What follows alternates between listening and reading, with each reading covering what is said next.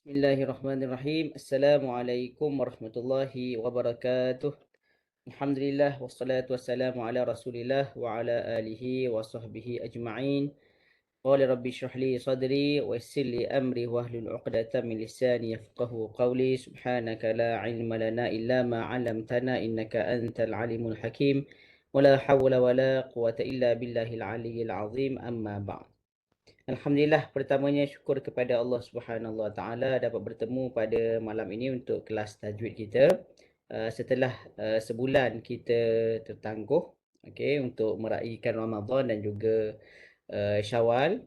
Jadi insya-Allah pada kali ini sidang pendengar yang dirahmati oleh Allah Subhanahu Wa Taala sekalian, kita akan tengok pada sambungan iaitu bab makhraj huruf.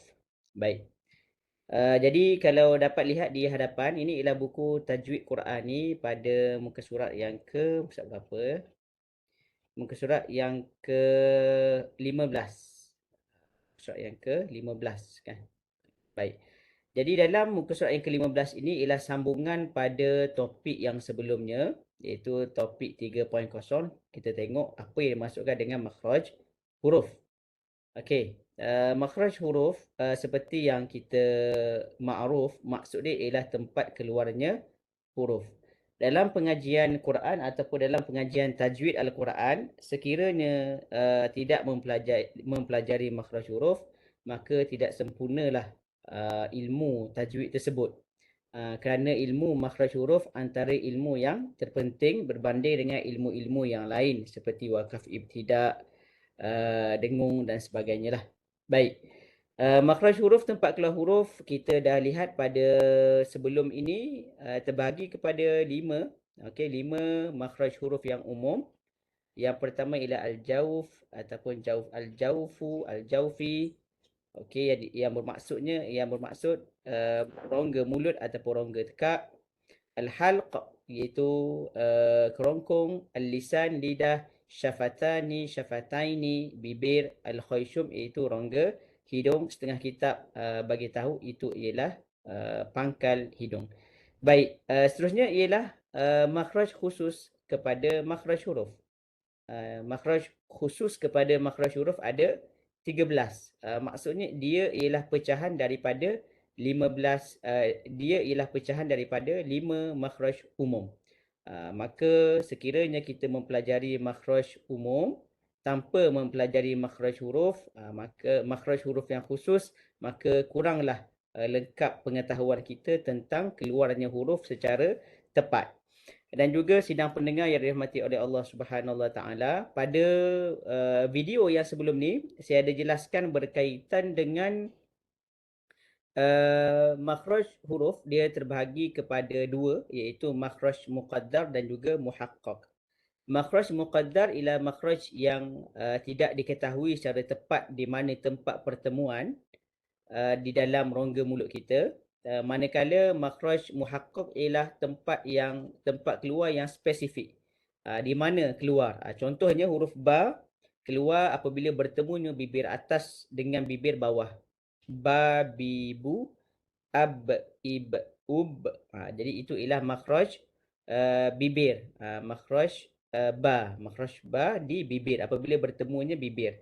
Tetapi makhraj muqaddar yang tidak diketahui di mana tempat keluarnya, ia ialah alif, waw dan juga ya. Di mana alif yang mati, alif mat, waw mat dan juga ya mat tidak diketahui di mana tempat keluar. Baik, sekiranya kita lihat di hadapan pembahagian makhraj huruf yang khusus, bahagian pertama ialah al-jauf. Setengah kitab namakan sebagai jaufi ataupun jaufu. Dalam bahasa Melayu rongga mulut ataupun rongga kerongkong. Setengah kitab kata rongga kerongkong sahaja.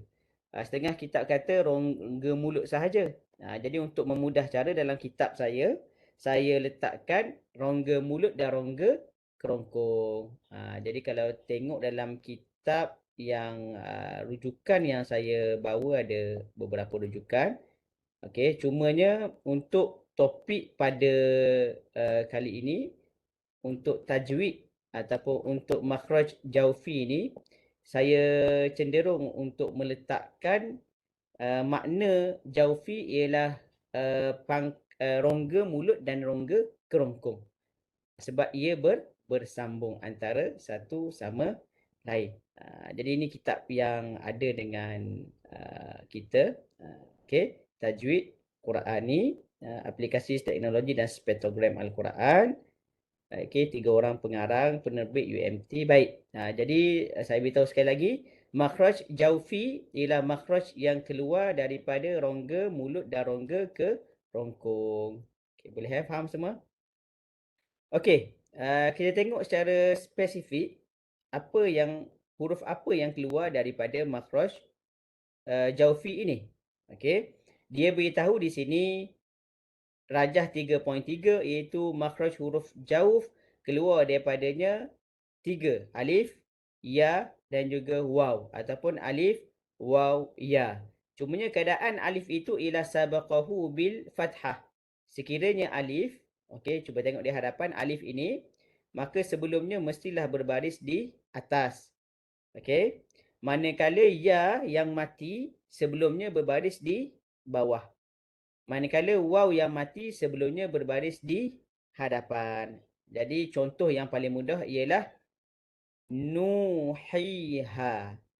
Okey, kalau dalam Quran ada satu kalimah yang menggabungkan ketiga-tiga, huruf ini.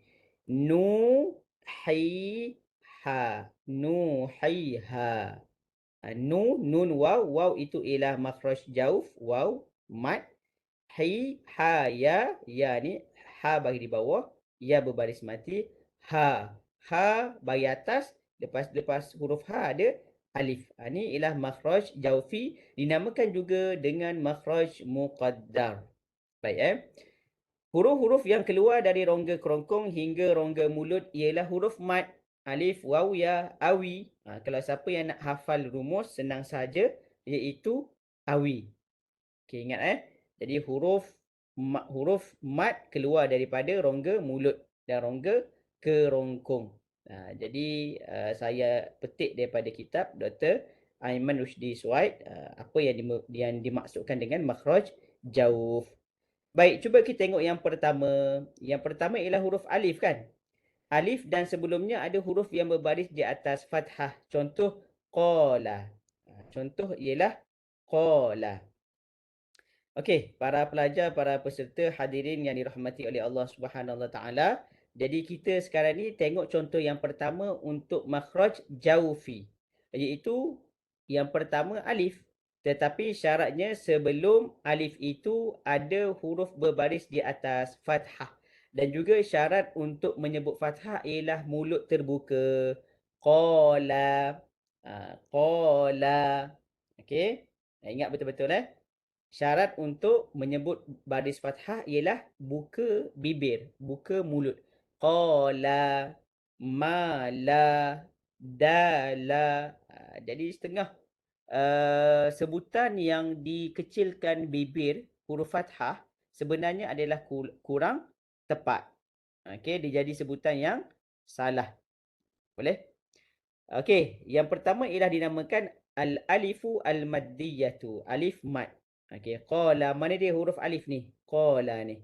Jadi kalau ditanya orang di mana tempat keluar dia ialah jauf, rongga mulut dan rongga kerongkong. Setengah kitab kata rongga kerongkong sahaja, setengah kitab kata rongga mulut. Betul dua-dua. Tak ada masalah. Jangan bergaduh. Okey, yang kedua ialah waw mati. Okey, yang kedua ialah waw mati. Baik, waw mati dan sebelumnya ada huruf yang berbaris di hadapan. Al-waw al-maddiyah. Waw mad. Okey. Contoh dia apa dia? Kita cuba tengok di hadapan. Qulu. Qulu. Ada dua contoh Waw pertama, sebelum dia huruf qaf baris di hadapan. Waw yang kedua, sebelum dia lam berbaris di hadapan. Dua-dua ialah contoh kepada waw mad. Jadi para pelajar yang dikasihi sekalian, pastikan apabila kita sebut waw mad ini perlu dimunculkan bibir. Sebab apa? Sebab sebelumnya berbaris dhammah. Sebelumnya berbaris dhammah. Qulu. Qulu. Jadi kena munculkan bibir. Dia dalam huruf hijaiyah tidak semua perlu munculkan bibir. kecuali huruf yang berbaris dhammah ataupun dhammah tanwin dhammah. Perlu disebut dengan muncungkan kedua bibir. Siang tadi ada seorang pelajar saya, dia baca Al-Fatihah. Dia baca Al-Fatihah, kelas siang tadi kelas dewasa. Jadi dia baca surah Al-Fatihah yang terakhir. Siratal ladzina an'amta alaihim ghairil. Dia apabila mim mati tu dia muncul bibir. Siratal ladzina an'amta alaihim. Dia mim yang mati dia muncul bibir. Kesalahan tu bukannya kesalahan yang besar, kesalahan yang kecil, lahnul khafi, tetapi saya bagi tahu dia huruf mim yang mati tidak perlu dimuncungkan bibir. Sebab bukannya berbaris dhammah, mim tu berbaris sukun. Lepas tu huruf sebelumnya pun bukan berbaris depan, kenapa perlu muncung bibir? Jadi apabila dia cuba try sekali lagi, masih munculkan bibir, kali kedua, kali ketiga barulah dia boleh tutup dengan betul. Siratal ladzina an'amta alaihim ghairil maghdubi alaihim. Jadi penting apabila kita baca Quran, bertemu dengan guru ataupun rakan ataupun mana-mana orang yang berkelayakan yang boleh melihat bibir kita. Itu nama dia talaqi musyafahah. Talaqi bertemu, musyafahah ialah penampakan dari sudut bibir. Sebab bibir memainkan peranan. Baik. Jadi jangan muncul bibir pada tempat yang bukan dhammah. Sekali lagi saya ulang, bukan dhammah, bukan ismam, maka jangan muncung bibir. Huruf sod, huruf dot yang tebal, jangan kita muncungkan bibir. Jadi pada B ni perlu muncungkan bibir. Kalau kita sebut semua qulu, qulu muncung bibir. Sebab apa? Kalau ditanya justifikasinya ialah apabila qaf itu berbaris di depan, lam itu berbaris di depan. Cuba kita sebut tanpa muncungkan bibir. Mustahil lah. Qulu. Kan? Boleh tak kita sebut qulu tanpa muncungkan bibir? Tak boleh kan? Sebab apa? Sebab dhammah itu mesti muncung bibir. Okay, baik Itu yang kedua. Qulu. Waw itu ialah makhraj jauf ataupun rongga mulut dan kerongkong. Okey, yang last kali ialah ya mati, ya sukun dan sebelumnya ada huruf yang berbaris di bawah. Ya al-maddiyah sabaqahu bil kasrah. Ya, cuba tengok contoh dia. Zoom sikit. Okey, ya. Sebelum dia ada huruf qaf berbaris di bawah. Ya ni baris mati. Jadi ya ni dinamakan sebagai ya maddiyah. Ya mad. Di mana tempat keluar dia? Di rongga. Cuba tengok. Ya maddiyah. Qila. Qila. Qila. Boleh Jadi apabila kita sebut huruf yang berbaris kasrah, qila. Jadi sebenarnya kita punya bibir buka tetapi tidak pada tahap fathah. Dan juga setengah kitab beritahu rahang ataupun kita punya keadaan kedudukan lidah tu bawah sedikit. Qila. Qila. Ini ialah ya al-maddiyah, huruf ya mad. Okey, bagi yang baru masuk, saya ulang sekali lagi, kita sekarang ni berada pada tajuk ini bagi yang baru masuk sekarang ni ada pelajar Hajah Yasni pun ada. Okey, yang lain ada. Okey. Sekali lagi saya beritahu kita bincangkan sekarang ni pada makhraj huruf jaufi, jauf, iaitu rongga mulut dan rongga kerongkong. Keluar daripadanya 3 huruf alif, waw, ya ataupun awi. Jadi dalam perbahasan huruf mad ini, ia sangat sinonim dengan makhraj muqaddar. Makhraj muqaddar. Cumanya saya minta maaf, dalam buku saya ni saya tak masukkan makhraj muhaqqaq dan juga makhraj muqaddar. Mungkin terlepas pandang Nanti insya-Allah pada edisi yang kedua saya akan masukkan apa yang dimaksudkan dengan makhraj muhaqqaq dan juga apa yang dimaksudkan dengan makhraj muqaddar insya-Allah. Baik. Okay, now kita pergi kepada topik yang kedua, iaitu bahagian 2 al-halq, kerongkong. Okey, ini ialah makhraj umum yang kedua. Al-jauf makhraj umum yang pertama, halq makhraj umum yang kedua yang kita akan belajar pada malam ini insya-Allah. Okey, makhraj halq dalam bahasa Melayu disebut juga kerongkong ataupun leher ataupun tengkuk ataupun halqi. Ikutlah. Betul belaka semua dah. Okey, kalau lihat di hadapan ini keluar daripadanya 6 huruf. Ghin, kha di atas sekali, ha, ain, ain, ha dan juga he dan juga hamzah. Baik kita tengok. Aqsa halq iaitu pangkal kerongkong atau kerongkong bahagian dalam. Daripada makhraj ini keluar huruf hamzah dan juga huruf he. Ni dia bawah sekali ni. Cuba tengok semua. Huruf hamzah dan juga huruf he keluar daripadanya aqsa halq. Pangkal kerongkong. Ini kerongkong kita. Pangkal kerongkong bawah sekali. Tengah kerongkong wastu halq. Ini adna halq. Hujung kerongkong. Boleh Cuba tengok semua. Yang saya masukkan pada aqsa halq ialah ha dan juga hamzah. Hamzah dan juga huruf ha. Dia keluar bawah sekali. Jadi kalau kita tak belajar tajwid, mungkin kita tak perasan yang leher kita ada 3 bahagian dalam mengeluarkan huruf. Okey. Khususnya huruf yang bahasa Arab lah, yang huruf Quran.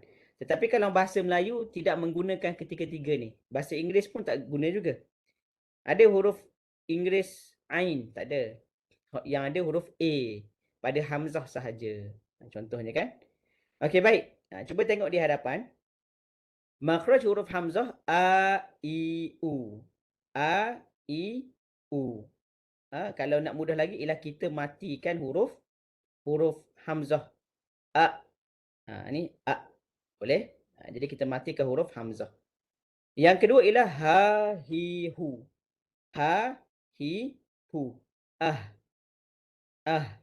Boleh Kalau boleh semua sebut Setengah orang dia dah biasa sebut huruf ha pedas, jadi bagi saya huruf ha yang tepat ialah huruf ha yang disebut dengan seperti mana orang yang lelah. Orang yang lelah apabila sebut huruf ha macam mana? Keluar daripada bawah. Bukannya disempitkan dengan tengah leher. Jadi kalau huruf ha yang tengah leher itu saya namakan sebagai ha pedas. Yang ini ha apa dia? Ha lelah. Cuba tengok pada gambar rajah ini. Hamzah dan juga huruf he. Hamzah dan juga huruf he. Baik Okey, kita teruskan lagi iaitu wastul halq. Wastul halq. Wastu ialah tengah. Kerongkong bahagian tengah kerongkong daripada makhraj ini keluar huruf ain dan juga huruf ha. Okey, cuba kita sebut sama-sama. A, ai, au. Kalau kita matikan dia, Okey, contoh ayat Quran, ya'malun, ta'malun. Kita sempitkan bahagian tengah leher. Begitu juga dengan huruf ha. Ha, hi, hau. Ha, hi, hau. Contoh, Ahmad. Ahmad. Boleh Keluar daripadanya di mana? Tengah kerongkong ataupun tengah leher. Baik, yang terakhir sekali pada malam ni dinamakan sebagai adna halqa. Adnal halqa. Adnal halqa ialah kerongkong bahagian luar atau hujung kerongkong.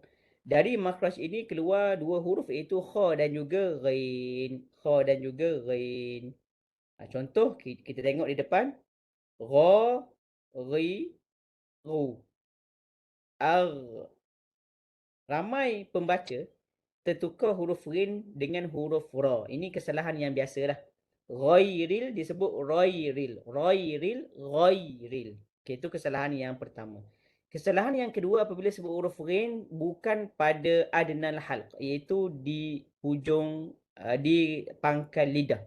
Pangkal lidah contohnya ghairil. Ghairil. Sepatutnya ra. Dalam ra. Disebut ghairil. Sebut dengan ringan. Jadi itu salah kurang tepat. Baik. Jadi cara sebutan yang betul ialah ghairil ra, ghairil mar. Huruf mim mati, huruf mim bagi atas, ghin yang mati. Jadi kalau kita dengar sebutan yang betul ialah huruf ghin tu dia ada sifat isti'la. isti'la tu maksudnya pangkal lidah naik ke atas. Dan juga sifatnya hampir kepada tebal. Ghairil maghdu. Kalau sekadar rakhawah sahaja tidak memadai ya. Ghairil maghdu. Tu maghdu itu kurang tepat, itu saya sebut dengan aqsa lisan. Kalau ghairil iaitu di leher, maghdu huruf ghain. Ini kalau kita dengar bacaan imam-imam di negara Arab, kita dengar di mana sebutan huruf ghain ketika mana ghain itu mati. Boleh Okey, baik. Last sekali pada malam ini itu makhraj huruf kha. Kha dan juga ghain lebih kurang sahaja. Cumanya kalau ghain kita terlalu kuat jadi huruf kha. Kha, khi, khu, akh. Yahsabu anna malahu akhladah. Akhladah. Akhladah. Boleh Huruf isti'la tetapi tidak tebal. Huruf isti'la tetapi tidak tebal. Hampir kepada tebal tetapi tidak tebal. Nanti kita belajarlah huruf isti'la dia terbagi kepada dua. Isti'la yang mufakhamah yang tebal dan juga isti'la yang ghairu mufakhamah. InsyaAllah. Okey, itu sahaja untuk tajwid pada malam ni. Okey, jadi semua boleh ambil perhatian. Malam ni kita belajar dua makhraj umum dan juga beberapa makhraj khusus. Makhraj umum, makhraj khusus yang pertama kita bincangkan ialah makhraj jawfi. Keluar daripadanya tiga huruf alif, waw, ya, alif, waw, ya. Makhraj yang kedua ialah makhraj kerongkong. Keluar daripadanya 6 huruf. Bahagian atas sekali ialah kha dan juga ghain. Bahagian tengah ha dan juga ain. Bahagian bawah sekali ialah hamzah dan juga huruf ke. Baik itu saja untuk teori pada malam ni. Wallahu ta'ala a'lam. Kalau ada soalan boleh tanya soalan boleh type di ruangan chat ataupun tanya di unmutekan mic dan juga tanyalah, tidak ada masalah. Okey, yang terakhir sekali, insya-Allah kita akan talaki surah An-Nasru. Okey, kalau ada Quran boleh buka Quran. Sekiranya tidak ada Quran, boleh tengok Quran di hadapan. Jadi Quran yang saya share di hadapan ni Quran yang berwarna. Jadi moga-moga bagi mereka yang tidak menguasai tajwid, boleh lihat kat mana panjang, di mana dengung. Baik, cuba tengok di hadapan semua. Ini ialah surah An-Nasru, Suratun Nasru. Okey, juzuk ke-30. Kita akan bertalaki sedikit. Moga-moga dapatlah keberkatan dan juga beberapa info berkaitan dengan cara bacaan yang betul surah An-Nasru ini. Okey, baik. Kalau dah bersedia, insya-Allah kita baca sama-sama, kita bertalaki bersama-sama surah An-Nasru. Kalau ada Quran boleh buka Quran, kalau tidak ada Quran boleh tengok di hadapan sahaja pun tidak ada masalah. Kita mulakan dengan isti'adzah dan juga kemudian basmalah, kemudian kita tengok beberapa hukum tajwid yang common, yang biasa ada di dalam surah An-Nasru ini. Okey, baik. أعوذ بالله من الشيطان الرجيم بسم الله الرحمن الرحيم إذا جاء نصر الله والفتح ورأيت الناس يدخلون في دين الله أفواجا فسبح بحمد ربك واستغفره إنه كان توابا. Okey, baik. Sekali lagi kita talaki. Bagi yang tidak sempat, cuba ikut perlahan-lahan. Yang warna merah panjang 4-5 harakat. Yang warna kuning, yang warna hijau 2 harakat dengung. 3 pun tak apa, tak ada masalah. Bismillahirrahmanirrahim. إذا جاء nasrullahi wal fath. ورأيت الناس يدخلون في دين الله أفواجا فسبح بحمد ربك واستغفره إنه كان توابا Sadaqallahul azim. Okey, baik. Jadi pada ayat yang pertama, idza jaa mad muttasil. Mad muttasil wajib ataupun mad wajib muttasil dalam bacaan yang kita buat 4 ataupun 5 harakat. Berkaitan dengan sebutan pula, pada kalimah nasru ada sedikit desiran dan juga itbaq tebal nas. Jangan sebut terlalu tebal nasrullah sehingga tidak menjelaskan sifat sofirnya. Nas. Cuba sebut semua. Nas. Nas. Idza jaa nas. Nas. Itu ialah sofir. Okay. Wal fath. Wal fath. Ta dia ada hamas. Ha perlu jelaskan pada makhrajnya. Kemudiannya ayat yang kedua, ada warna hijau tu kan, wajibul gunnah. Wajibul gunnah, nun yang bertasydid, nun yang bersabdu dibaca sebanyak 2 harakat. Okey. Kemudiannya pada afwaja, jim berbaris di atas tanwin, maka ketika wakaf jadi mad iwad dibaca dengan kadar harakatain 2 harakat. Pada ayat yang terakhir, kena berhati-hati pada huruf ha. Fasabbih bihamdi rabbika wastaghfir. Pada kalimah wastaghfir, yang pertama huruf ghin. Huruf ghin berhati-hati, saya beritahu tadi, jangan kita sebut huruf ghin pada pangkal lidah. Ramai dalam kalangan pembaca, Imam, Bilal sekalipun, huruf ghin disebut dengan tidak pada makhrajnya. Wastaghfir. Kalau sebut sambil lewa, kita boleh detect. Wastaghfir. Tidak sampai di leher. Sedangkan makhraj ghin ialah di leher. Kita baru belajar tadi kan. Wastagh. Jadi jangan sebut dengan laju. Wastagh. Boleh Wastaghfir. Huruf fa bagi di bawah, ra nipis, he kena jelaskan ketika mana wakaf. Wastaghfir. Jadi kalau suka, kalau susah saya syorkan untuk kita wasal lah. Wastaghfirhu innahu kana tawwaba. Fasabbih bihamdi rabbika wastaghfirhu innahu kana tawwaba. Okey, boleh Jadi itu cara yang betul, wastaghfirhu. Jadi he itu perlu kita jelaskan pada makhrajnya, sifatnya, tetapi tidak perlu dijelaskan. Akhir sekali, innahu kana tawwaba, nun mati wajibul gunnah, nun bertasydid wajibul gunnah dengan kadar harakatain, dan juga tawwaba. Cuba tengok pada tawwaba. Ada mim kat sini kan? Apa fungsi mim ini? Mim ini menunjukkan kepada iqlab. Mim ini ganti kepada tanwin atas 2. Sepatutnya tawaban. Saya ulang sekali lagi. Sepatutnya ialah tawaban. Dah kenapa ada mim? Dalam resam Uthmani, mim ini ganti kepada tanwin. Dan juga hukumnya ialah iqlab. Sebab apa iqlab? Sebab bertemu dengan huruf ba. Innahu kana tawwaban.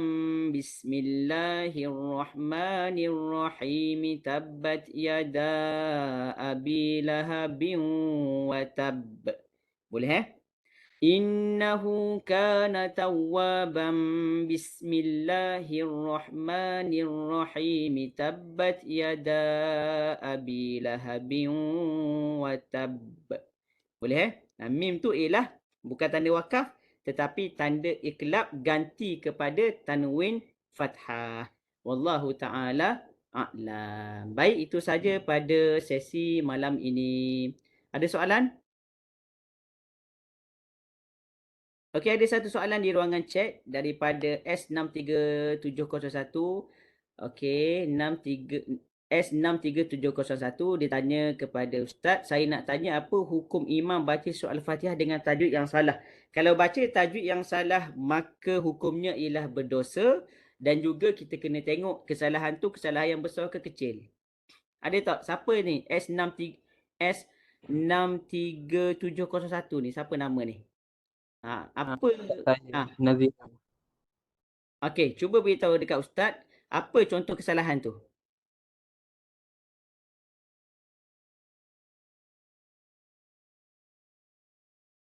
Boleh ke? Cuba beritahu kat Ustaz, apa contoh kesalahan tu? Contoh salah sebut huruf ha dengan ha. Ha. Okey, baik. Terima kasih. Kalau salah sebut huruf ha dan juga he, maka itu kesalahan yang besar. Kesalahan yang besar dinamakan sebagai lahnul jali. Lahnul jali ialah kesalahan yang besar. Jadi kalau kesalahan yang besar, maka kalau kita baca Fatihah, maka tidak sah Fatihah, tidak sahlah bacaan Fatihah tersebut sebab tertukar huruf dan juga kesalahan yang besar. Cumanya apabila dia jadi imam, dia tahu tak dia baca salah. Kalau dia tahu dia baca salah, maka dia berdosa. Sekiranya dia tidak tahu dia baca salah, maka dia tidak berdosa. Sebab apa? Sebab dia di bawah kategori jahil. Dia di bawah kategori jahil. Tetapi bagi kita sebagai makmum, contohnya siapa tanya tadi, Nazirul ke? Nazirul sebagai makmum, Nazirul tahu Nazirul wajib tegur imam tersebut ketika mana di luar solat kata imam baca salah tadi. Kesalahan yang besar. Apa dia? Huruf ha tertukar dengan huruf he. Alhamdulillah maksudnya segala puji. Alhamdu maksudnya segala kerosakan. Kerosakan. Apabila huruf he besar, hamada rosak. Hamada pujian. Jadi itu memberi makna 360 darjah yang berbeza. Puji dan juga rosak. Jadi di sini pada pada ulama kalau baca juga maka dikira sebagai tidak sah bacaan Fatihah tersebut, wallahu alam. Cumanya kalau pada jahil, ulama fuqaha, ulama fiqh kata dimaafkannya sebab dia pada kategori jahil, tetapi wajib untuk perbaiki. Kita sebagai makmum tegur. Tetapi kalau kita tidak tegur, dia masih lagi baca salah, adakah kita tetap di belakangnya? Jadi jawapannya ialah saya ambil pandangan daripada seorang ulama, syekh, dia kata lebih baik kita pergi kepada imam yang lain. Boleh Kalau ada imam baca salah Fatihah, kita kekal di belakang imam tersebut dalam keadaan kita sembahyang tidak khusyuk, tidak selesa, maka di situ kuat mengatakan sebaiknya kita pindah, jangan sembahyang di belakangnya, kita cari masjid yang lain, surau yang lain, sembahyang di belakang imam yang lebih sempurna bacaannya. Sebab apa? Sebab kalau kita kekal di belakang imam tersebut, rasa-rasanya khusyuk tak? Tak khusyuk lah. Sebab apa? Ini kesalahan yang besar ni. Kenapa dia tak baiki? Kadang-kadang imam tu imam yang tua, yang veteran. Giginya pun kadang-kadang gigi palsu. Jadi hari tu boleh jadi tak ingat nak pakai gigi palsu. Tak? Jadi dia pun baca banyak salah. Jadi kita pun cuba tegur. Lepas daripada tu kita dah tegur, kita pun pergi kepada tempat yang lain. Kalau kita tegur, dia tak baiki lagi bacaannya. Jadi cara dia ialah kalau kita dah belajar, kita masih lagi baca salah, dikira sebagai berdosa sebab kita kekal dalam kesalahan. Lebih-lebih lagi pada suratul Fatihah. Dalam kalangan pelajar yang Ustaz dengar, ramai baca Fatihah yang salah. Salah besar pun ada, salah kecil pun ada. Salah yang besar ialah salah sebut huruf H dan juga huruf H. Yang kedua huruf Zai dan juga huruf Zal. Ramai yang sebut salah. Yang kedua ialah huruf Zal dan juga Zai. Siratal lazi. Siratal lazi. Itu salah tu. Dari sudut makna lari tu. Siratal lazi. Zal. Kan? Jadi kena perbaiki. Yang dah baiki, yang dah join kelas Ustaz, perlu ambil perhatian yang serius. Jangan pandang enteng sebab ia melibatkan rukun yang kita bawa dalam solat. Kalau tak ada rukun, maka rosak bacaan Fatihah, rosaklah solat kita. Wallahu ta'ala a'lam. Boleh Okey, itu saja. Ada soalan lagi? Kalau tak ada soalan lagi, insya-Allah kita bertemu pada minggu hadapan dengan topik yang baru. Okey, terima kasih semua yang hadir. Aku qouli hadza wa astaghfirullahal azim li wa lakum. Assalamualaikum warahmatullahi wabarakatuh. Okey, boleh bersurai semua. Ustaz. Sama-sama. Ustaz. Sama-sama. Terima kasih.